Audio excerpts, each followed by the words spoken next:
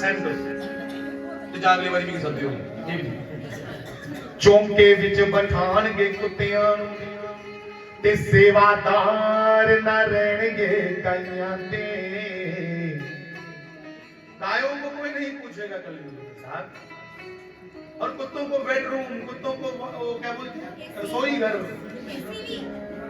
बोली मेरी बहन क्या मेरी टी ये पुत्री अब इसलिए बोलो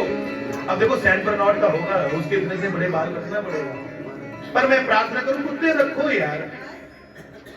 बेडरूम में तो मत रखो ना उसको रसोई घर में क्यों घुसाते हो क्यों कह रहा हूं सुनो सुनो क्यों कह रहा हूं ये डॉक्टर बैठे मेरे पास 2 दिन यहाँ पे ईसीजी सीनियर टेक्नीशियन एचओडी पूरे डिपार्टमेंट के यहाँ बैठे और मैं हाथ कोई हाथ नहीं बढ़ा करता इनको पता चला सत्संग है तो ये आए इनको पूछो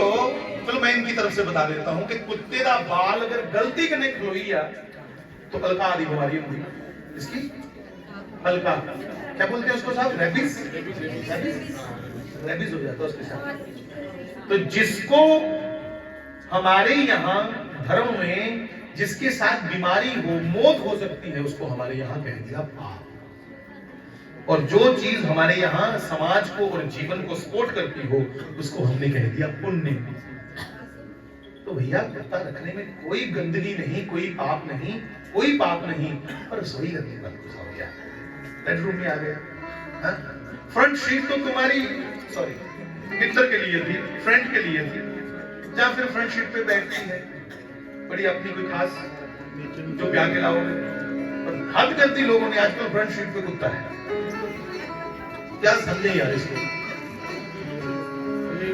तो सॉरी अगली बारी ड्राइवर को बिठानी है भाई साहब ड्राइवर का नेचर मिलता है ना वेरी गुड तारी मारो मुड़े ने नवी गल सिखाई मुझे अगर क्योंकि ਉਹਦੇ नेचर ड्राइवर कने मिलते हैं अच्छा बहुत अच्छी गल है क्या बात है आपने आगे से ये बोला करो बहुत धन्यवाद तो साहब कालिदास ने लिखा सुनिएगा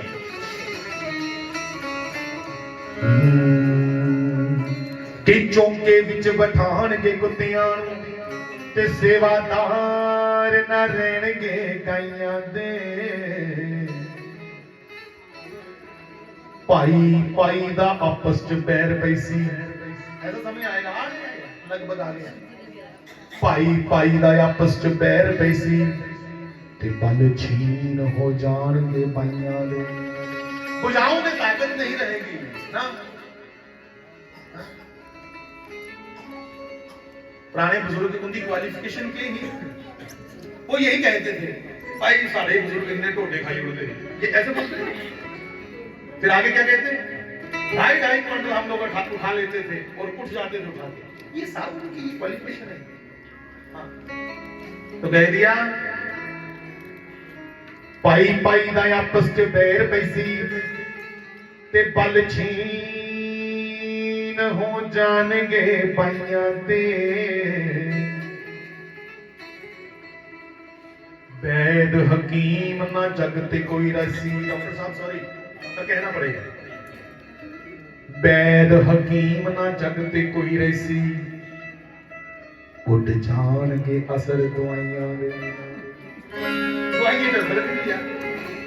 नकली चल रहा है जमाना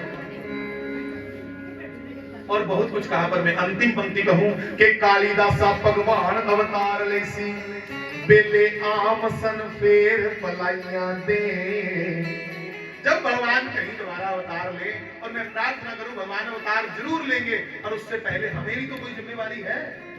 हमें भी जिम्मेवारी से चलना है हमें अपनी सभ्यता अपनी संस्कृति का प्रचार प्रसार प्रत्येक व्यक्ति को करना है पढ़ाई का मतलब है कि तुम अगले को कन्विंस कर सको कि सनातन क्या है वैदिक धर्म क्या है उसे पढ़ाई कहते हैं पढ़ाई का मतलब नहीं ये नहीं कि तुम दूसरे को अडॉप्ट कर लो